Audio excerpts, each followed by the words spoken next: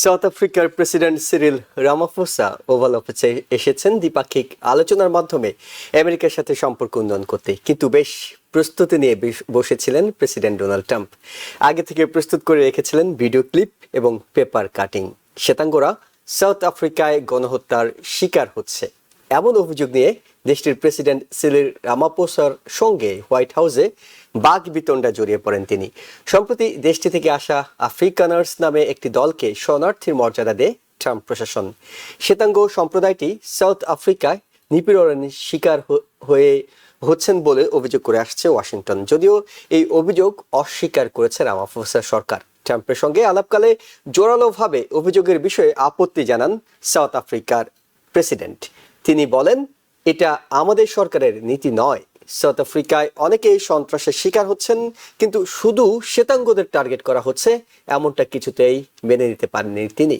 এদিকে প্রেসিডেন্টের ব্যবহারের জন্য আনুষ্ঠানিকভাবে কাতারের কাছ থেকে বিলাসবহুল জেট বিমান বুঝে নিল পেন্টাগন। বুধবার এক বিবৃতিতে পেন্টাগনের মুখপাত্র বিষয়টি নিশ্চিত করে জানান, ডিফেন্স সেক্রেটারি পিট হেগসেট কাতারের কাছ থেকে আনুষ্ঠানিকভাবে বোয়িংয়ের 747 মডেলের বিমানটি গ্রহণ করেছেন। বিমানটিকে প্রেসিডেন্টের ব্যবহারের জন্য প্রয়োজনীয় নিরাপত্তামূলক ব্যবস্থা নিশ্চিত করতে কাজ করবে ডিফেন্স ডিপার্টমেন্ট। সব ধরনের ফেডারেল আইন মেনে এই বিমানটি গ্রহণ করা হয়েছে এবং তা প্রেসিডেন্টের বিমান হিসেবে ব্যবহার করা হবে বলে জানিয়েছে পেন্টাগন। তবে এ নিয়ে তীব্র প্রতিক্রিয়া জানিয়েছেন সেনেট মাইনরিটি লিডার চাক শুমার। এটা ঘুষ এবং জাতীয় নিরাপত্তার জন্য হুমকি বলে স্পষ্ট করেছেন তিনি। বাংলাদেশে ঘটছে বেশ কিছু ঘটনা। খুব স্পষ্ট করে বাংলাদেশে নির্বাচন এবং মৌলিক কিছু বিষয়ে নিজের মতামত জানিয়েছেন দেশটির সেনাপ্রধান জেনারেল ওয়াকার উজ্জামান। ঢাকা সেনানিবাসের সেনা প্রাঙ্গণে অফিসার্স অ্যাড্রেসে ঢাকায় অবস্থানরত সেনাবাহিনীর বিভিন্ন পর্যায়ের কর্মকর্তারা অংশ নেন। এতে সেনাপ্রধান বলেন, কি সংস্কার হচ্ছে, কিভাবে হচ্ছে, এই বিষয়ে তার কিছু জানা নেই। এ বিষয়ে তার সঙ্গে কোনো পরামর্শ বা আলোচনা করা হয়নি। নির্বাচন প্রসঙ্গে তিনি জানিয়েছেন, এই বিষয়ে তার অবস্থান আগের মতোই, অর্থাৎ 2025 সালের ডিসেম্বর মাসের মধ্যে নির্বাচন চান তিনি, কারণ তিনি মনে করেন দেশের ভবিষ্যৎ পথ নির্ধারণের অধিকার একটি নির্বাচিত সরকারেরই রয়েছে। মিয়ানমারের রাখাইন রাজ্যে মানবিক করিডোর এবং চট্টগ্রাম বন্দরে নিউমেরিং কন্টেনার টার্মিনাল এনসিটি পরিচালনার দায়িত্ব বিদেশিদের হাতে দেওয়ার দুটি জাতীয় গুরুত্বপূর্ণ বিষয় নির্বাচিত সরকারেরই নেওয়া উচিত বলে জানিয়েছেন তিনি। তবে মিয়ানমারের রাখাইন রাজ্যে মানবিক করিডোর নিয়ে বাংলাদেশ কারোর সঙ্গে কোনো আলোচনা করেনি বলে জানিয়েছেন জাতীয় নিরাপত্তা উপদেষ্টা খলিলুর রহমান। তিনি বলেছেন, এটা করিডোর নয়, জাতিসংঘের অনুরোধে কেবল মানবিক সহায়তার একটা চ্যানেল ব্যবহার করা হচ্ছে। এছাড়া ইশরাক হোসেনের ঢাকার দক্ষিণ সিটির মেয়র হিসেবে দায়িত্ব নেওয়া নিয়ে এতদিন বিএনপি রাজপথে থাকলো, এবার নির্বাচন কমিশনের বিরুদ্ধে মাঠে নেমেছে ছাত্রদের নতুন রাজনৈতিক দল এনসিপিও। সব মিলে উত্তাল এখন রাজপথ এবং বাংলাদেশ আমেরিকার এইসব পরিস্থিতি নিয়ে কথা বলবো আমরা টিভিএন 24 নিউজ নেটওয়ার্কের নিয়মিত আয়োজন আওয়ার ডেমোক্রেসি অনুষ্ঠানে। আপনাদের সাথে আছি আমি ইহসান জুয়েল। আমাদের সাথে বিশেষজ্ঞ অতিথি হিসেবে যুক্ত হচ্ছেন নিউ জার্সির Monmouth university school of social ওয়ার্কের ডিন প্রফেসর ডক্টর গোলাম এম মাদবর এবং যুক্ত হচ্ছেন টেক্সাসের A&M ইন্টারন্যাশনাল ইউনিভার্সিটির প্রফেসর ডক্টর মেহনাজ মোমেন। আপনাদের দুজনকে স্বাগত জানাচ্ছি। শুরুতে যে বিষয়টি নিয়ে আলোচনা করতে চাই, প্রেসিডেন্টের সঙ্গে এর আগে আমরা দেখেছিলাম জেলেনস্কির একটি বৈঠক হোয়াইট হাউসে, সেখানে বাকবিতণ্ডা হয়েছে। শেষ পর্যন্ত বৈঠকটি ভেস্তে গিয়েছে। জেলেনস্কি লাঞ্চ না করে চলে গিয়েছেন, তার সঙ্গে আর কোনো আলোচনা হয়নি। তবে রামাফোসার সঙ্গে তিনি লাঞ্চ করেছেন কিনা সেটি আমরা জানতে না পারলেও যেটি আমরা দেখতে পাচ্ছি নিউজ মিডিয়াগুলো এই মিটিংটাকে বিবিসি এবং সিএনএন তারা হেডলাইন করেছে অ্যাম্বুশ, অর্থাৎ ঘাপটি মেরে বসে থাকা কিংবা ওত পেতে বসে থাকার মতো ঘটনাকে। এপি বলছে, অ্যাসোসিয়েট প্রেস বলছে এটি লাইট ভিডিও কনফ্রন্টেশনের একটি ঘটনা ঘটেছে এবং এই রয়টার্স কনফ্রন্টেশনের বিষয়টি সামনে এনেছে, অর্থাৎ মুখোমুখি অবস্থা নিয়েছে, সেটিকে সামনে এনেছে। যে আলোচনাটি হয়েছে আমরা সেই আলোচনাটি নিয়ে আলোচনা করার আগে একটু ভিডিওতে দেখে আসতে চাই যে দুজনের মধ্যে আসলে কি নিয়ে কথা কাটাকাটি হচ্ছিল এবং পরিস্থিতি কোন দিকে গিয়েছে, তারপর আপনাদের আলোচনায় ফিরবো। President Ramaphosa, he is a man who is certainly in some circles really respected, other circles a little bit less respected, like all of us in all fairness, like all of us. We all like that. We also have a few of my friends. I'm sorry I don't have a plane to give you. I wish you did. I take it. I would take it. If your country offered the United States Air Force a plane, I would take it. Let me see the articles, please, if you would. And turn the lights down. Turn the lights down, and just put this on. It's right behind you, Johan. There's nothing this parliament can do with or without you. People are going to occupy land. We require no permission from you, from the president, from no one. We don't care. We can do whatever you want to do. Who are you to tell us whether we can occupy land or not? From you, from the president, from no one. We don't care. We can do whatever you want to do. Who are you to tell us whether we can occupy land or not? Generally, they're white farmers, and they're fleeing South Africa, and it's a very sad thing to see. But I hope we can have an explanation of that, because I know you don't want that. It's a kind of a different meeting. Normally, we have meetings, we talk about trade, and we'll be talking about trade and other things. But that certainly will be a subject that comes up. Yep. What does it take for you to be convinced that there's no white genocide in South Africa? Well, I can answer that for the President. It's, for him, no, seriously. I'd rather have him answer. Yeah, I'm going to answer that. It will be, Our president will respond to you. Yeah, let me- Thank you, Mr. President. it will take President Trump listening to the voices of South Africans, some of whom are his good friends, like those who are here. When we have talks between us around a quiet table, it will take President Trump to listen to them. I'm not going to be repeating what I've been saying. I would say if there was Afrikaner farmer genocide, I can bet you these three gentlemen would not be here, including my Minister of Agriculture. He would not be with me. So it'll take him, President Trump, listening to their stories, to their perspective. That is the answer to your question. That we've just know. seen on the screen. I don't know. Look, these are articles over the last few days. Death of people. Death. Well, let me And it was clarify terrible. that. Yeah, Let me please. clarify that, because what you saw, the speeches that were being made, one, that is not government policy. We have a multi-party democracy in South Africa that allows people to express themselves, political parties to adhere to various policies, and in many cases, or in some cases, those policies do not go along with government policy. Majority of them are black people. And we have now The been farmers are utilized. black. The farmers are not black. We- I don't say now- that's good or bad, but the farmers are not black.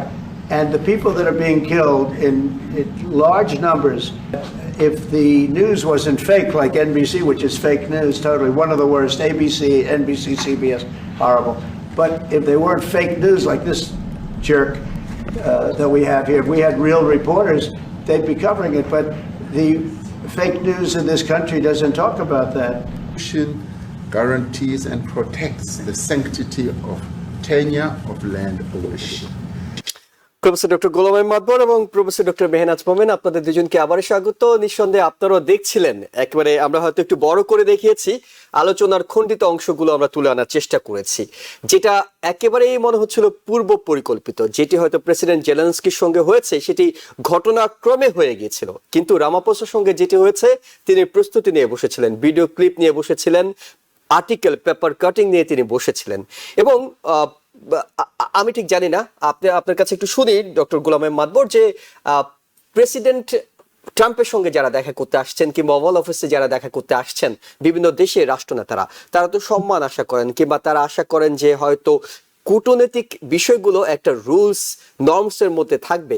কিছু কিছু জায়গায় president এটি ভাঙছেন, কোনো জায়গায় তিনি মনে করছেন যে জবাবদিহিতার আওতায় আনা উচিত, কোনো জায়গায় তিনি নিজস্ব কিছু ব্যাখ্যা হয়তো দাঁড় করাতে পারেন। আমি ঠিক জানি না, আপনার কাছে পুরো ঘটনা অর্থাৎ এই বৈঠকটি নিয়ে আপনার কাছে শুনতে চাই যে এটা কতটা প্রেসিডেন্সিয়াল হলো। ধন্যবাদ। আসলে প্রথমেই কিন্তু জুয়েল আপনি বলেছেন যে আসলে এটা হয়তো অনেকটা repetition of the incident between president Trump and Zelensky এবং আপনি এখানে আরো বলেছেন যে এটা হয়তো ইনসিডেন্টালি হয়ে গেছে আর এটা হচ্ছে পরিকল্পিত। আসলে দেখুন প্রথমে কিন্তু ইন্ট্রোডাকশনটা কি, যে Cyril Ramaphosa is very respected in some circle, less respected in other circle. That is the beginning. So এখন Ramaphosa একটা কাজ করেছেন যে এটা I do not have a plane to offer you. I think that was a loose talk. At this point, আমি মনে করি diplomatic code বা diplomatic যে পাওয়ারের কথা যদি মনে করেন, সেখানে আমার মনে হয় এটা সম্পূর্ণভাবে কিন্তু বিয়ন্ড ডিপ্লোম্যাটিক নর্মস। মানে রামাফোসা যেটি বিবাদ নিয়ে বলেছেন, এটি কি আপনার কাছে কি মনে হয় মজা করে বলেছেন না খোঁচা দিয়েছিলেন প্রেসিডেন্টকে, কোনটা? এটা হয়তো যেহেতু তাকে এইভাবে ইন্ট্রোডাকশন করেছে সেখানেই হয়তো সে একটা কথা বলে ফেলবে নাকি, বাট আমি হয়তো those are also very loose kind of talk. যেটা জেলেনস্কিও যেমন একটা বই যেমন করেছিলেন যে অতিরিক্ত রিঅ্যাক্টিভ হয়ে গিয়েছিলেন, যেটা আর কি সবচেয়ে বড়। এখানে আপনার ব্যাকগ্রাউন্ডটা দেখতে হবে। South Africa as a country, what happening in that country over the years. আপনি দেখুন, they have joined BRICS, which is a consensus thing for the United States, and also they are the one litigated Israel, in many fronts, So those background, I do not know if I was president of South Africa, I would come to this level, knowing that what happened to Zelensky and knowing about the way this president actually is totally different than the previous president of the United States. So this is a kind of like, I think Ramaphosa just exposed himself to this kind of insultation, which is not actually good for the country, United States. এবং second time এটা করেছেন যেটা এখন দেখুন আপনি যে সুন্দরভাবে যেটা বলছেন আমি এগ্রি করি, এটা কিন্তু সম্পূর্ণ পরিকল্পিত করা হয়েছে। এখানে ভিডিও ক্লিপস, একজন প্রেসিডেন্ট এইভাবে কিন্তু এই লেভেলে প্রেসিডেন্ট টু প্রেসিডেন্ট টক লেভেলে সাইটেশন করে না। এগুলো হচ্ছে আপনার পররাষ্ট্র মন্ত্রণালয় লেভেলে হয় বা আরো নিচের লেভেলে হয় বা স্পেশাল টাস্ক ফোর্সে এই ধরনের ভিডিও, এই ধরনের কিংবা ইন্টারনাল মিটিং এ হতে পারে, ইন্টারনালি হয়তো মিটিং এ আমেরিকার কনসার্নটা তিনি জানাতেই পারেন, but not at this presidential level. এখন যেটা তার এলিগেশন যেটা হচ্ছে সেটা আপনি জানেন 80 জন 89 জন কে কয়েকদিন আগে রিফিউজি স্ট্যাটাস দিয়েছেন সাউথ আফ্রিকার ফার্মার, এবং ফার্মার গুলো বলা হচ্ছে হোয়াইট সাউথ আফ্রিকান। আমরা জানি Elon Musk is also original from South Africa, then on way to Canada, then to United States. So এখানে তারও কিছু কিন্তু এটা আছে আমার কাছে। এবং তিনিও ছিলেন বৈঠকে, তিনিও ছিলেন, এই যে দেখা যাচ্ছে যে ইলন মাস্কও আছেন, এবং সেখানে একজন দেখুন সাংবাদিক কিন্তু শাউট করেছেন, whatever it is, the forum they offered to a chief of the state, chief of the government of another country, I think to me I cannot take it in any way. আমি জানি না আমরা diplomatic norms বা political norms বা bilateral multilateral norms, এগুলো আমার কাছে মনে হচ্ছে what we learn, what we want to see is totally replaced by, as I kept on saying that good virtues are gone. এখন সম্পূর্ণ is totally different. This is totally unconventional way. I mean, if you go like this, it's going to be like nasty, person to person, the way actually we deal. That's what is the way actually started. So, if I had the president of South Africa, I would actually come to be given like what we are doing internationally, particularly BRICS, and also against, the strong, the opponent against what actually Israel is doing in Gaza. So those factors, plus Elon Musk, they needed to factor all those things. I don't know actually. He said that we are here to reset the relationship between Cyril Ramaphosa বলেছেন, reset the relationship between the United States and South Africa. So I do not know what they expected based on their intelligence report. Their ambassador is here, United States, South African ambassador. Usually they get brief and they know actually what's going to expect and what level. So আমার কাছে মনে হয়েছে এটা very unprofessional way. আমরা যেটা জেলেনস্কির ক্ষেত্রেও দেখেছি, the whole world is going to be again watching that. Well, this is becoming the norms of the United States to treat a president of another nation. Okay. So with all those things, I don't know what we gain United States out of this. Instead of, I think, exposed us to a lot of criticism. Okay, doctor Mehnaz Momen, আবারও হয়তো আপনার কাছে যেটি জানতে চাই সেটিকে প্রাসঙ্গিক করতে হচ্ছে ইউক্রেনের জেলেনস্কির সঙ্গে। জেলেনস্কির সাথে বৈঠকের সময় কিছু বিষয় তো ইন্টারেস্টের জায়গা আছে, তাদের সঙ্গে খনিজ মিনারেল চুক্তির বিষয়টি ছিল। পুতিনকে তিনি পছন্দ করেন, জেলেনস্কিকে তিনি শুরু থেকে বলছিলেন এই যুদ্ধের জন্য জেলেনস্কি অনেকাংশে দায়ী। কিছু বিষয় হয়তো আগে থেকে রসায়ন কাজ করছিল, সেটি হয়তো বিস্ফোরণ হয়েছে। কিন্তু রামাফোসার সঙ্গে কিংবা আফ্রিকার সঙ্গে এমন কি ইস্যু যে আমেরিকার প্রেসিডেন্টকে এই ধরনের নাটকীয়তা করতে হয় কিংবা আফ্রিকাকে চাপে ফেলে কোনো কিছু আদায় করা, আফ্রিকার ব্যাপারে খুব যে অনেক বেশি এরকম আমাদের আপত্তি আছে, বিষয়গুলো আসলে কি অল্প করে আপনার কাছে জানতে চাচ্ছি। আমি একটা বিষয়ে ডক্টর গোলাম মাকবরের সাথে এবং আপনার সাথে দ্বিমত পোষণ করি। আমার কাছে মনে হয় বোথ জেলেনস্কি এবং সাউথ আফ্রিকা দুটোই পূর্ব পরিকল্পিত, একটাও ইনসিডেন্টালি কিছু হয়নি। আচ্ছা, 2 নম্বর কথা, এখানে সাউথ আফ্রিকার যে ব্যাপারটা আছে, যে যেখানে সাউথ আফ্রিকা একটা আলটিমেট একটা যে আমেরিকা এবং ইসরায়েলের বিরুদ্ধে যে পদক্ষেপটা নিয়েছে, আইসিসিতে কেস এনেছে, সেটা একটা এরকম কি বলবো, মানে গ্লোবাল সাউথের কোনো দেশ এভাবে করে আমেরিকা এবং ইসরায়েলের বিরুদ্ধে একটা পদক্ষেপ নিচ্ছে, কাজে এখানে সাউথ আফ্রিকার বিরুদ্ধে অনেকখানি ক্ষোভ হয়ে গেছে। কিন্তু আমরা যদি আবার ইতিহাসের দিকে তাকাই, সাউথ আফ্রিকা যে জিনিসটি করেছে সেটারও কিন্তু একটা ইতিহাস আছে। ইসরায়েল বছরের পর বছর কিন্তু সাউথ আফ্রিকার অ্যাপার্থাইড রেজিমকে সাপোর্ট করে গেছিল। ইসরায়েলের কারণে, ইসরায়েল এবং আমেরিকার কারণে ওই সে অ্যাপার্থাইড আপনার ভাঙতে অনেক সময় লেগেছিল। হ্যাঁ, কিন্তু যাই হোক, আমার কাছে যেটা মনে হয় যে দুটি কারণ, একটা হচ্ছে ব্রিক্স এবং তার থেকেও বড় কারণ যে এই আইসিসিতে যে কেসগুলো সাউথ আফ্রিকা এনেছে সেটার কারণে অনেক ক্ষোভ আছে। আচ্ছা, আরেকটা কথা আমি বলবো যে আমরা জেনোসাইডের আলোচনা করছি এবং সেখানে প্যালেস্টাইনের আলোচনা হচ্ছে না, এটা একেবারেই অগ্রহণযোগ্য। এবং যেগুলো জেনোসাইডের উদাহরণ হিসেবে প্রেসিডেন্ট ট্রাম্প তুলে ধরেছেন, এগুলো আমার কাছে মনে হয় ক্রিমিনাল অফেন্স। হ্যাঁ, সাউথ আফ্রিকায় বিভিন্ন দেশের মতো, আমেরিকার মতো অনেক ক্রাইম আছে, অনেক মানুষ মারা গেছে, সেখানে শ্বেতাঙ্গ আছে, অশ্বেতাঙ্গ আছে, সবাই আছে। আপনি যদি স্ট্যাটিস্টিক্স এর দিকে তাকান, আপনার শ্বেতাঙ্গ পরিসংখ্যান অনুযায়ী মানে 20%-এরও কিন্তু কম সাউথ আফ্রিকায়, কিন্তু 60%-এরও বেশি জমি তাদের দখলে। কাজে এই স্ট্যাটিস্টিক্সটাই কিন্তু বলে দেয় যে এটা একটা মানে যাদের মানে মাত্র 20% মানুষ নিয়ে যারা 60% জমি দখল করে আছে, তারা যদি জেনোসাইডের অভিযোগ আনে, এই অভিযোগটা কোনোভাবেই আপনার মানে কোনোভাবেই দাঁড়াতে পারে। হ্যাঁ, এবং আর এখানে যেটা মানে সাউথ আফ্রিকার যে হোয়াইট ফার্মারদেরকে যেটা একটা প্রায়োরিটি দেওয়া হচ্ছে, তাদেরকে কিন্তু গ্রিন কার্ডের মধ্যে দিয়েও যেতে হবে না, তারা এসছে এবং তারা কিন্তু সরাসরি আপনার সিটিজেনশিপের একটা পাথে যাবে।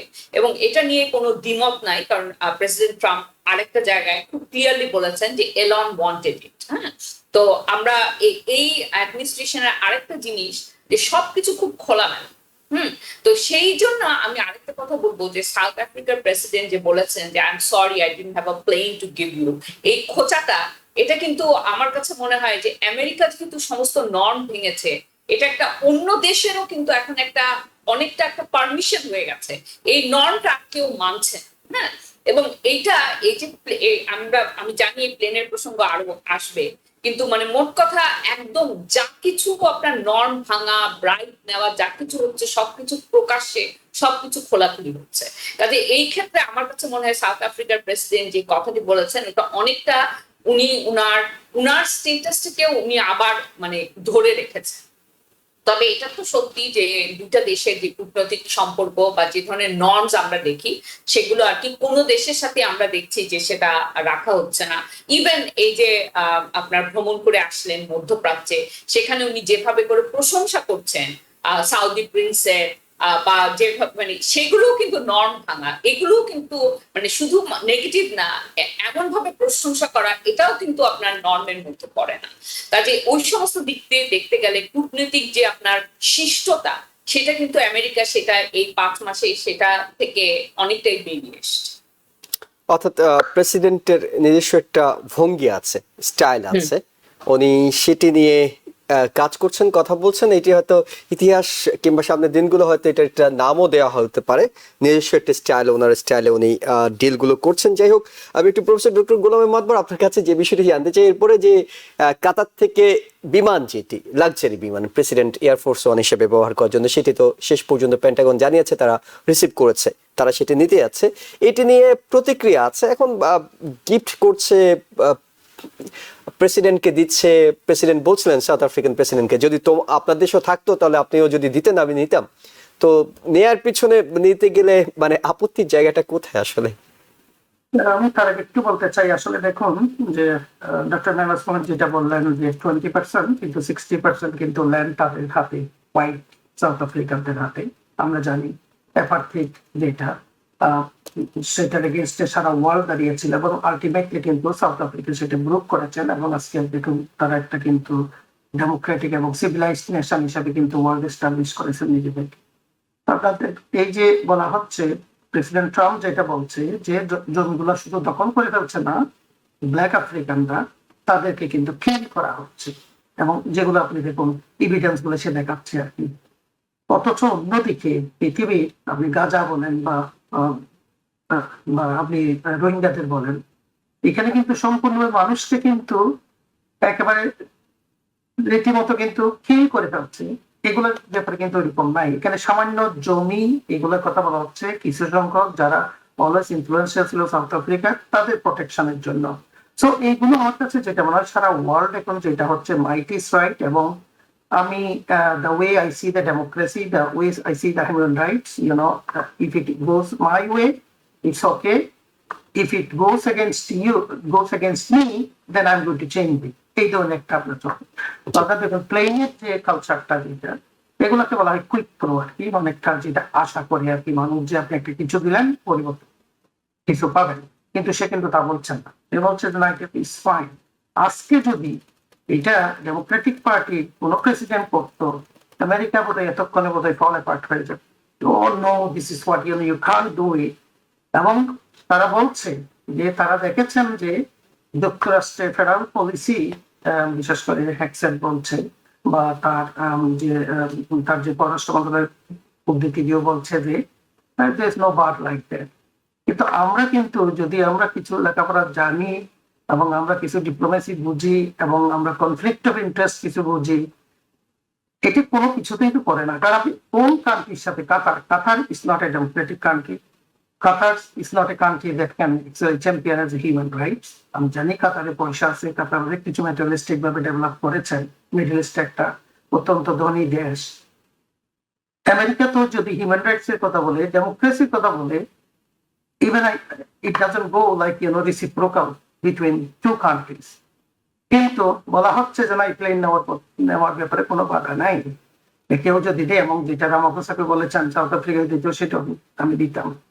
তো এখন এই হিউজ লেভেল, উপরের লেভেলে যদি আপনার কনফ্লিক্ট অফ ইন্টারেস্ট যদি আপনি মেনটেন না করেন, the very federal level, national লেভেলে, what is going to happen down. আমি কিন্তু আপনার বিশেষ করে এর যে স্পিল ইফেক্ট যেটা আর কি, আমরা যেটা বলি স্পিল ওভার, এইটা নিয়ে কিন্তু আমি এখন কনসার্ন যে বিজনেস ক্ষেত্রে, ট্রেডের ক্ষেত্রে, কর্পোরেট কালচারের ক্ষেত্রে, what are we expecting. So this is kind of a setting, kind of example at the highest level. তো লোয়েস্ট লেভেলও কিন্তু এখন যেগুলো কিন্তু সাধারণ মানুষকে এফেক্ট করবে, একটা গ্রুপকে তো এফেক্ট করবে, যদি আমি not a subscriber to the ascending party group. So আমার মনে হচ্ছে we are actually establishing a kind of the presenting a bad culture which ultimately affect not only the nation, the whole world. Doctor Mehnaz Momen, একটু জানতে চাই, সেটা মানে এই বিষয়গুলো নিয়ে আলোচনা করলে অনেক বড় আলোচনা করা যাবে। এই আধুনিক সভ্য কিংবা ধনী রাষ্ট্র যেগুলো, তারা তো সব একটা সময় লুট করে নিয়ে এসেছে বিভিন্ন দেশ থেকে, তাদের কলোনি গড়েছে, এবং ক্ষমতাবানরা সবসময় অন্যদের কাছ থেকে নেবে, এটাই স্বাভাবিক। এটা নিয়ে আসলে নৈতিকতার জায়গা থেকে অনেক কথা বলা যায়, কিন্তু আমি খুব ছোট করে আপনার কাছে যেই বিষয়টি জানবো সেটা হলো, প্রেসিডেন্সিয়াল লাইব্রেরিতে এটি যোগ হবে প্রেসিডেন্ট যখন চলে যাবেন, তার আগে এটি তিনি ব্যবহার করবেন। 2 বছর হতে সময় লাগবে ব্যবহার করতে, $100 মিলিয়ন লাগতে পারে এটিকে লাক্সারি থেকে সিকিউরিটি এবং অন্যান্য বিষয়গুলো সেট করতে। লিগ্যাল কোনো সমস্যা তো নেই, অর্থাৎ এটি তো নেওয়া হয়ে গেল। এই যে ডেমোক্রেটরা এত কথা বললো, চাক সুমার বললো যে এটা ঘুষ, এটা জাতীয় নিরাপত্তার জন্য সমস্যা, আমি এই করবো সেই করবো, সবগুলো আটকে দেবো, জাস্টিস ডিপার্টমেন্টের নিয়োগ আটকে দেবো, অনেক কিছু তো বললেন। শেষ পর্যন্ত তো এটা নেয়াই হলো নাকি, কোথাও আটকে আছে? না, এটা নেওয়া হলো কারণ এটার যেটা আপনার অ্যাপ্রুভ করলো সেটা হচ্ছে ডিপার্টমেন্ট অফ জাস্টিস থেকে প্যাম বন্ডি, যেটা ট্রাম্পের যে কোনো নীতি উনি আপনার সমর্থন করে। আমরা দেখছি যে ট্রাম্প যাদেরকে নিয়োগ করেছেন তাদের নিজস্ব কোনো মতামত দেখছি না। আচ্ছা, আপনার যে পূর্বের যে কথাটা বলছিলেন সেটা একেবারেই সত্যি, কিন্তু তারপরেও কতগুলো অ্যাডমিনিস্ট্রেটিভ রিচুয়াল থাকে। করাপশন যে ডেমোক্রেটদের আমলে হয় না তা না, বা এরকম কুইট প্রো প্রো যে হয় না তাও না, কিন্তু সেটা তারা এমন ভাবে করার চেষ্টা করে যাতে তাদেরকে কোনোভাবে দায়ী করা না যায়। এবং ট্রাম্প অ্যাডমিনিস্ট্রেশনের এইটাই বৈশিষ্ট্য যে তারা যে জিনিসগুলো করছে তারা একদম ওপেনলি করছে। এটাতে আমি একটু মানে দ্বিধান্বিত যে এটাকে আমি পজিটিভ বা নেগেটিভ কোনটা বলবো আমি ঠিক শিওর না। এটা নিশ্চয়ই একটা নতুন ট্রেন্ড। হ্যাঁ, একদিক থেকে এটা কাজ সহজ হয়ে যায় কারণ আপনি সবকিছু দেখতে পাচ্ছেন, কিন্তু আরেক দিক থেকে এটা সাংঘাতিক খারাপ কারণ এটা যে একটা আপনার নর্ম ছিল, যেটা আপনার একটা অ্যাটলিস্ট একটা প্রিটেনশন ছিল যে আমরা নৈতিকভাবে এটা করতে চাই, সেটাকে একদম ভেঙে চুরচুর করে দিচ্ছে। এবং এই যে ইনস্টিটিউশনের এই নর্মটাকে ভেঙে দিচ্ছে, এটা কিন্তু এর পরে যে আসবে এটা মানে নতুন একজন আসলেই যে এটা ঠিক হয়ে যাবে সেটা আশা করা যায় না। হ্যাঁ, এবং আরেকটা জিনিস আমি বলবো যে এখানে কিন্তু আপনার ট্যাক্স পেয়ারের প্রচুর টাকা মানে আমাদের টাকা যাবে, কারণ এই প্লেনটি এটা একটা ভীষণ বিলাসবহুল প্লেন, কিন্তু এয়ারফোর্স ওয়ানে এটাকে ট্রান্সফর্ম করার জন্য সিকিউরিটির জন্য বিপুল টাকা ব্যয় করতে হবে এবং এটা কিন্তু বিপুল সময় লাগবে, প্রায় 2 বছর লাগবে। তো বাই দ্যাট টাইম মানে ট্রাম্পের যাবার সময় হয়ে যাবে। এবং সবচেয়ে ইন্টারেস্টিং হচ্ছে এইটার ডিলটা এরকম যে কাতার আমেরিকাকে উপহার দিয়েছে, কিন্তু যখন ট্রাম্পের টার্মটা শেষ হবে তখন এটা ট্রাম্প লাইব্রেরির জন্য নিবে। তা আসলে এটা ট্রাম্পকে দেওয়া হচ্ছে, ব্যক্তি ট্রাম্পকে দেওয়া হচ্ছে। ট্রাম্পের লাইব্রেরি না, প্রেসিডেন্সিয়াল লাইব্রেরিতে চলে যাবে, ট্রাম্পের লাইব্রেরি না। উনি কিন্তু বলছিলেন যে আমি নিয়ে যাব না, এটা তো দিয়ে যাব। কিন্তু তারপরও মানে এটা তো এখন মানে বুঝাই যাচ্ছে কিভাবে করা হবে, কিন্তু এখন এটাও এই প্লেনটাও কিন্তু আপনার 12-13 বছর পুরানো। তো এখন এত সিকিউরিটি ডিটেল এখানে অ্যাড করা, এই ব্যয়সাধ্য যেটা হবে সেটা কতটা আপনার মানে র্যাশনাল, সেগুলো নিয়েও প্রশ্ন আছে। কিন্তু আর ডেমোক্রেটদের কথা বলবো, তারা এগুলো নিয়ে তারা অনেক হইচই করছে, কিন্তু আসল যে সমস্ত জিনিস যেখানে আপনার বাজেট, হ্যাঁ, যেগুলো জিনিস নিয়ে আপনার ট্রাম্প অ্যাডমিনিস্ট্রেশনকে অ্যাকাউন্টেবল করা যায়, সেগুলো জায়গা থেকে কিন্তু আমি তাদের কোনো জোরালো পদক্ষেপ দেখছি না। তারা খুবই সুপারফিশিয়াল জিনিস, এটা ইম্পর্টেন্ট, কিন্তু তারপরও আপনার অন্য ট্রাম্পের অন্য পলিসিগুলো মানুষের জীবনে যেরকম আপনার মানে সাংঘাতিক রকমের নেগেটিভ ইম্প্যাক্ট নিয়ে এসছে, সেটার তুলনায় এটাকে আমি অতটা প্রায়োরিটাইজ করব না। কিন্তু ওই সমস্ত জায়গাতে আমি কিন্তু ডেমোক্রেটদের জোরালো পদক্ষেপ দেখছি। এবং এই ক্ষেত্রে চাক সুমার কিছুটা অ্যাগ্রেসিভ কিংবা কিছুটা উদ্যোগী হয়েছেন যদি আমরা বলি, তাহলে আমরা দেখছি আবার তার বিরুদ্ধে একটা প্রোপাগান্ডা চলছে যে তিনি যে রোলস রয়েসটাতে চলেন সেটি ব্রিটিশ গভর্নমেন্টের গিফট করা। আমি নিজেই কিছুক্ষণ আগে সেটি আসলে ফ্যাক্ট চেকিং এ গিয়ে চেক করতে গিয়েছি, দেখলাম যে না, এটি আসলে রিউমার, এটি সত্যি নয়। চাক সুমারের রোলস রয়েসটা ব্রিটিশ গভর্নমেন্টের দেয়া নয়, ফ্যাক্ট চেকিং বলছে। আমরা একটু বাংলাদেশ প্রসঙ্গে যেতে চাই। প্রফেসর ডক্টর গোলাম মাদবর, সেটা হলো সেনাপ্রধান, তিনি এখন পর্যন্ত আমরা তাকে দেখেছি 5 আগস্টে একবার বেশ শক্তভাবে বক্তব্য দিতে। এরপর তিনি একটি আন্তর্জাতিক মিডিয়ার সঙ্গে সাক্ষাৎকারে বলে দিয়েছিলেন যে এই সরকার 18 মাস, অর্থাৎ সরকার ডিসেম্বর পর্যন্ত তিনি মেয়াদ বেঁধে দিয়েছিলেন। কিছুদিন আগে আমরা দেখেছি তিনি বেশ শক্তভাবে আমি আপনাদের সাবধান করে দিচ্ছি এইভাবে করে বেশ কিছু বিষয়ে সাবধান করেছিলেন। এবার তিনি সেনা কর্মকর্তাদের উদ্দেশ্যে বক্তব্য রাখছিলেন এবং বক্তব্য রাখার সময় মিডিয়াতে যেটুকু এসেছে সেটুকু হলো আইএসপিআর এর দেয়া তথ্য, কিন্তু এর বাইরে ভিতরকার অনেক তথ্য আছে যে তিনি এটাও বলছিলেন, আমি জানি এটি সোশ্যাল মিডিয়ায় চলে যাবে আমার এই বক্তব্য কিংবা অন্যান্য বিষয়গুলো। তিনি একেবারে স্পষ্ট করে বলছিলেন যে 2026-এর জানুয়ারির 1 তারিখের মধ্যেই নির্বাচিত সরকার আমি দেখতে চাই। অর্থাৎ তিনি যে আগের অবস্থান বলছিলেন 18 মাস ডিসেম্বর, তিনি নির্বাচনের ব্যাপারে খুব অ্যাক্টিভ। তিনি বলছিলেন যে একটা জাতির ভবিষ্যৎ নির্ধারণ করা দরকার নির্বাচিত সরকার। তিনি বলছিলেন করিডোর মিয়ানমারকে চট্টগ্রাম বন্দরের যে নিউমোরিং কন্টেনার টার্মিনালের হ্যান্ডেলিং, বিদেশিদের দেওয়া, এগুলো সবগুলো নির্বাচিত সরকার নেওয়া দরকার। তিনি নির্বাচিত সরকারের ব্যাপারে বেশ উদ্যোগী হয়ে উঠেছেন বলে অনেকের কাছে মনে হচ্ছে। এর পিছনে হঠাৎ করে প্রথমত সেনাপ্রধান তো আসলে এই ধরনের রাজনৈতিক বক্তব্য দেওয়ারই এখতিয়ার রাখেন না। দ্বিতীয় বিষয় হলো তিনি যখন দিলেনই আসলে কি মেসেজ দিতে চাইলেন? একটু বলতে চাই আসলে ডেমোক্রেটিক পার্টি, বিশেষ করে যে ডক্টর মাইনাস মোমেন যেটা বললেন, জি, খুব ডেমোক্রেটিক সংক্ষেপে। পার্টি এখন সবচেয়ে বড় সমস্যা this no leadership of democratic party. এবং ডেমোক্রেটিক পার্টি শাক সমাজের নেতৃত্বে যেটা, এটা আমার কাছে মনে হয় এটা ডেমোক্রেটিক পার্টিকে আরো ক্ষতি করবে। It's not going anywhere. Exactly আমি ওনার সাথে এগ্রি করি, ডক্টর মাইনাস মোমেনের সাথে। They are not talking about the people's life and livelihood, what is happening as a result of all this price hiking, inflation. Nobody is talking about the general people, যারা vote দিয়ে তাদেরকে এনেছেন। এবং এটা ভয়াবহ হবে আরো ভবিষ্যতে আর কি।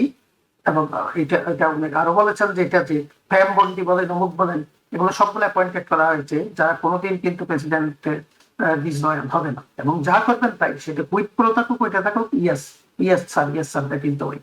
আচ্ছা, বাংলাদেশের ব্যাপারে দেখুন যে প্রধান সেনাপতি জেনারেল ওয়াকারুজ্জামান যেটা এখন হঠাৎ করে যেটা বললেন, আমরা দেখছি, বিশেষ করেছি তার স্পিচ যেটা হলো সেখানে, সেটা বলতে হয়েছে করিডোর, মব ভায়োলেন্স, বন্দর প্রসঙ্গ, এগুলোর ব্যাপারে হঠাৎ করে কিন্তু সে খুব জোরালো বক্তব্য। এবং ইলেকশনের ব্যাপারে বললো যে স্ট্রিট ফাস্ট, সে যেটা বলতেন ডিসেম্বরের ভিতরে ইলেকশন। আপনি উত্তর কিন্তু এটা দিয়েছেন যে একজন আর্মির প্রধান, আমার তো মনে হয় না ওনার ইখতিয়ারিটা যে ইলেকশন কবে হবে, কি হবে, এবং দেশের শান্তি শৃঙ্খলা আইন শৃঙ্খলা রক্ষার্থে যদি তাদেরকে আসলে কিন্তু ইনভাইট করা হচ্ছে, কারণ যেহেতু এটা ইন্টারিম গভর্নমেন্ট, তাদের স্ট্রাকচার নাই, তার যে স্ট্রাকচারটা, পলিটিক্যাল স্ট্রাকচার যেটা ইনহেরিট করেছে, সেটা অনেকটা কিন্তু আপনি স্বৈরাচারী বলেন, যেটা হোয়াট এভার ইট ইজ, সুতরাং they cannot trust on those people. Civil service বলেন, আপনি যারা দেশটাকে পরিচালনা করেন, শান্তি শৃঙ্খলা বলেন, অর্থনৈতিক উন্নয়ন বলেন, বিনিয়োগ বলেন, একটা গ্রুপ, ওই গ্রুপটাতে এখন আমরা সবাই জানি এমন ভাবে পলিটিক্যালাইজ হয়ে গিয়েছিল যে অনেকটা কিন্তু আমরা এখানে যে লয়ালটির ব্যাপার আর কি, যা বলেছেন তাই করেছেন, যার ফলে সরকারটা উত্তপ্ত হলো। তো এখন তাদেরকেও এরা কিন্তু ট্রাস্ট করতে পারছে না ইন্টারিম গভর্নমেন্ট। এবং আমি ইন্টারিম গভর্নমেন্টের পক্ষে কিন্তু বলছি না, ইন্টারিম গভর্নমেন্ট কিন্তু আসলে they are not also doing their job. আমরা কিন্তু আসলে কোনো চেঞ্জ দেখি না, কিন্তু যেমন করাপশনের কথা শোনা যাচ্ছে, এটা আসলে অ্যাপয়েন্টমেন্ট যেগুলো হয়েছে বিশেষ করে কেয়ারটেকার গভর্নমেন্টে, মানুষ কিন্তু আসলে এখন দিনের পর দিন বলতেছে এখন they are not happy with these people. So they needed to make actually changes. এবং they are not going to stay power forever. They cannot. Interim government, that's what it's interim government. যত তাড়াতাড়ি কিন্তু উচিত কিন্তু election করার আগে মানুষ যেটার জন্যই কিন্তু যে গত সরকার যেটা পতন হয়েছে, যে স্বৈরাচারী সরকার যেটা পতন হয়েছে, সেটার মূল উদ্দেশ্য ছিল হচ্ছে আমরা we are going to bring changes of this system. এখন নির্বাচন কমিশনের ক্ষেত্রে বলছে নির্বাচনটা তো পরিচালনা করবেন তারা, নির্বাচন পরিচালনা করবে যে গভর্নমেন্টের যে আপনার যে অ্যাডমিনিস্ট্রেশন, প্রশাসন যেটা আছে, তারাই তো নির্বাচনটা করবেন। আমরা জানি যে এখন মব ভায়োলেন্সের কথা বলা হচ্ছে, হঠাৎ করে ধরে নিয়ে যাচ্ছে যে সেটা আওয়ামী লীগের যারা করেছেন এখন তাদেরকে যে ডিউ প্রসেস ছাড়া যেগুলো করা হচ্ছে। So there lot of actually complain actually against the interim government. So why is this happening? আমার মনে হয় right people in the is not in the right place. Doctor Mohammad Yunus can not actually run the country by himself, he needed the people.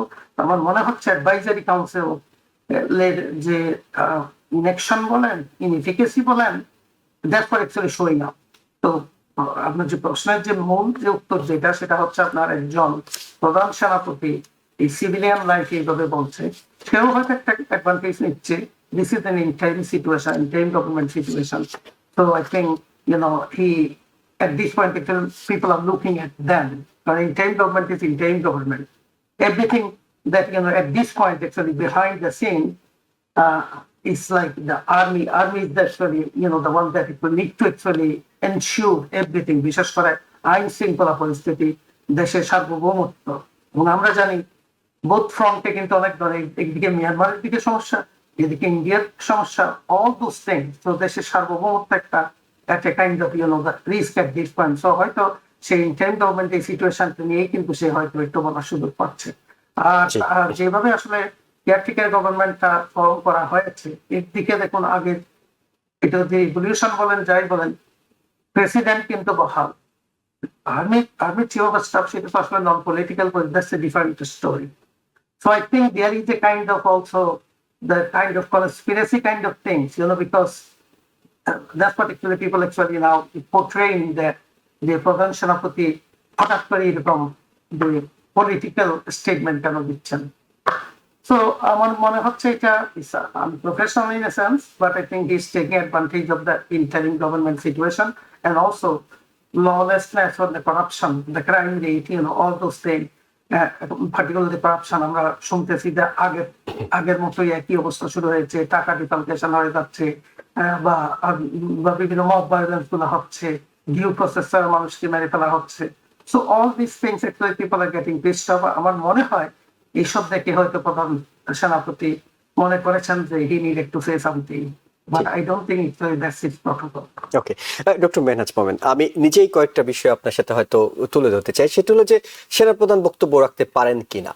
একজন সেনাপ্রধান হিসেবে তিনি হয়তো পারেন না, কিন্তু তিনি যখন এই অন্তর্বর্তীকালীন সময়ের মিডিয়েটর হিসেবে কাজ করেন, অর্থাৎ হাসিনা সরকার পালিয়ে যাওয়া এবং নতুন সরকার গঠন হওয়ার আগ পর্যন্ত বাংলাদেশে কিন্তু সেনাবাহিনীর প্রধান জেনারেল ওয়াকারুজ্জামানে ছিলেন, আর কিছু ছিল না, তখন কোনো সরকার ছিল না। তারাই আইন শৃঙ্খলা পরিস্থিতি নিয়ন্ত্রণ করছে এবং পরবর্তীতে অন্তর্বর্তীকালীন সরকারকে যতটুকু সহায়তা করা দরকার, মাঠের পরিস্থিতি নিয়ন্ত্রণ, থানা নেই, পুলিশ নেই, কোনো কিছু নেই, সেনাবাহিনী করেছে। সেই হিসাবে সেনাবাহিনী এই অন্তর্বর্তীকালীন সরকার একটা অন্যতম স্টেক হোল্ডার হিসেবে কাজ করেছে। সন্দেহের জায়গাটা কোথায়? সন্দেহের জায়গাটা হচ্ছে সেনাপ্রধান বিএনপি যে কথাগুলো বলছে, বিএনপি বলছে ডিসেম্বরের মধ্যে নির্বাচন, সেনাপ্রধান একই সুরে বলছে ডিসেম্বরের মধ্যে নির্বাচন।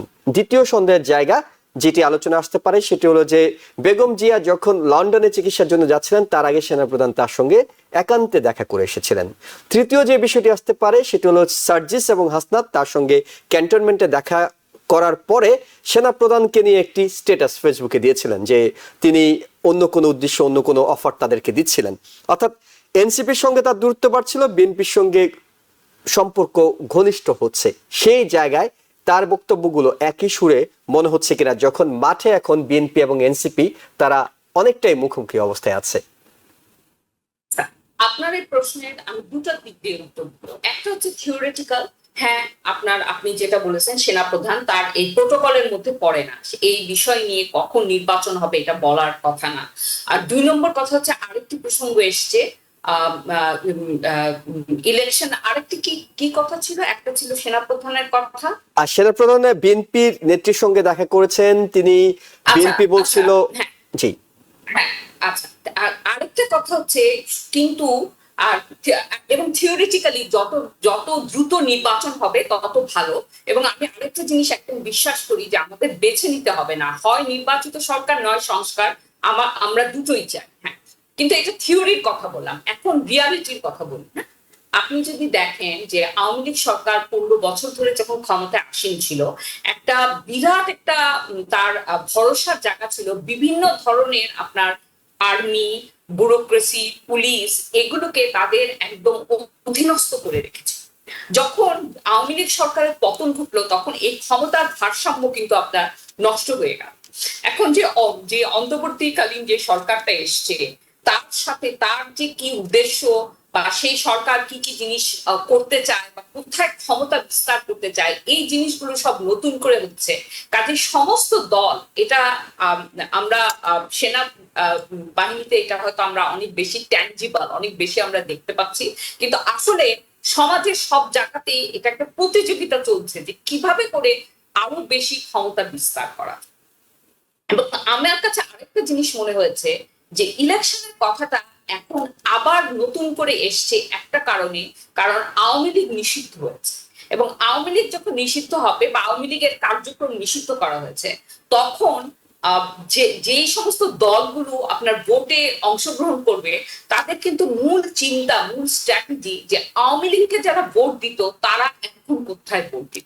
এই মুহূর্তে সবচেয়ে স্ট্রং আছে বিএনপি, এবং যত দ্রুত নির্বাচন হবে বিএনপি শুধু আপনার জেতার সম্ভাবনা না, আমার কাছে মনে হয় যে নির্বাচন আরো দেরিতে হলেও বিএনপিরই জেতার সম্ভাবনা, কিন্তু তাদের সংখ্যাগরিষ্ঠতা, বিপুল পরিমাণে সংখ্যাগরিষ্ঠতা নিয়ে জেতার সম্ভাবনা অনেক বেশি। যত দ্রুত নির্বাচন হবে তার জন্য তত ভালো। আর উল্টা দিকে যে নতুন দলটি দাঁড়িয়েছে এনসিপি, যত দেরিতে নির্বাচন হবে তাদের আপনার কিছু সিট পাওয়ার সম্ভাবনা বা তাদের ভালো করার সম্ভাবনা অনেক বেটার। অলরেডি যেহেতু বিএনপি একটা প্রতিষ্ঠিত দল ছিল, তাদের সাথে হয়তো সেনাবাহিনীর কোনো একটা আঘাত বোঝাপড়া হয়ে গেছে, কাজে এখন অন্তর্বর্তীকালীন সরকারের উপর বিপুল চাপ দেওয়া হচ্ছে যত সম্ভব শীঘ্রই নির্বাচন যাতে। এখানে আমি একটা কথা বলবো, আমি থিওরিটিক্যালি অ্যাগ্রি করি নির্বাচন যত তাড়াতাড়ি হওয়া উচিত ততই ভালো, কিন্তু এটাও সত্যি নির্বাচিত যেই সরকারই আসবে, যেটা বিএনপি হোক, জামাত হোক, নতুন দল হোক, যে আসুক না কেন, তারা কিন্তু সংস্কারটাকে এভাবে করে করবে না। কারণ সংস্কারের প্রতি কমিটমেন্ট অন্তর্বর্তীকালীন সরকারের যতটা থাকবে কোন নির্বাচিত সরকারের থাকবে না। কিন্তু সংস্কার এরকম না যে একবারে হয়ে যাবে 6 মাসে 1 বছরে, কিন্তু সংস্কারটা শুরু করতে হবে এবং তারপরে যেটা হতে হবে, বাংলাদেশে একটা পলিটিক্যাল কালচার ডেভেলপ করতে হবে যে ওই সংস্কারে যারা যেই সমস্ত পলিটিক্যাল পার্টি ওই সংস্কারে কমিট করবে না তারা নির্বাচিত হতে পারবেন। এটা খুবই লং একটা প্রসেস, কঠিন একটা প্রসেস, এটা রাতারাতি হবে না, কিন্তু একটা পর্যায় পর্যন্ত সংস্কার যদি না যায় তাহলে এই যে জুলাই আগস্টের যে আন্দোলনটা হলো, এটা কোনোটাই কোনো সুফলই আমরা পাবো। অর্থাৎ এটা ক্ষমতা হস্তান্তরের একটা প্রক্রিয়া হলো শুধুমাত্র। আওয়ামী লীগ ছিল, নির্বাচনের পর বিএনপি আসবে, অর্থাৎ এতগুলো প্রাণ গেল একটা ক্ষমতা হস্তান্তরের জন্য, নাথিং এলস। একজন গিয়েছে, আরেকজন আসবে, যদি সংস্কার তারা না করে। যেটার আসল যে জায়গাটা, যেটা আমাদের আপনার টলারেন্স, পলিটিক্যাল টলারেন্স বৃদ্ধি করা, করাপশনের এগেইনস্টে অ্যাকাউন্টেবিলিটি, এগুলো অনেক লং প্রসেস, এগুলো রাতারাতি হবে না, কিন্তু কিছু সংস্কার দিয়ে এটার ভিত্তিমূলটা তৈরি করতে হবে এবং সেটা একমাত্র পারবে অন্তর্বর্তীকালীন সরকার। এবং অন্তর্বর্তীকালীন সরকার খুব সহজেই হয়তো বিষয়গুলো করতে পারে। তারা নির্বাচনের একটা তারিখ ঘোষণা করে দিল এবং এর মধ্যেই তারা জাতীয় ঐক্যমত্যের ভিত্তিতে সংস্কারের সুপারিশনামাগুলো চূড়ান্ত করে একটি যেটাকে ইস্তেহার বলা যায় সেটি ঘোষণা করে দিল যে এইটিতে যারা যারা আপনারা সমর্থন করবেন তারা সাইন করেন যে আপনারা ক্ষমতায় গেলে যে দল যান আপনারা এইগুলো বাস্তবায়ন করবেন। তখন হয়তো জনগণের কাছে জবাবদিহিতার বিষয়টি থাকবে। আমরা পরের দিন হয়তো আবারও বিষয়গুলো নিয়ে আলোচনা করব। আপনাদের দুজনকে অসংখ্য ধন্যবাদ আপনাদের গুরুত্বপূর্ণ সময় এবং মতামতের জন্য, এবং দর্শক যারা দেখছিলেন তাদের সবাইকে ধন্যবাদ জানিয়ে শেষ করছি আজকের মতো। আগামীকাল আবারও রাত 8টায় আওয়ার ডেমোক্রেসি অনুষ্ঠান দেখার আমন্ত্রণ জানিয়ে শেষ করছি। ভালো থাকবেন। TBN 24 টেলিভিশন দেখতে আজই কল করুন 7187776556। লগ ইন করুন www.totalcablebd.com। নিউ ইয়র্ক থেকে সম্প্রচারিত TBN 24 টেলিভিশন বিশ্বজুড়ে বাঙালির কণ্ঠস্বর।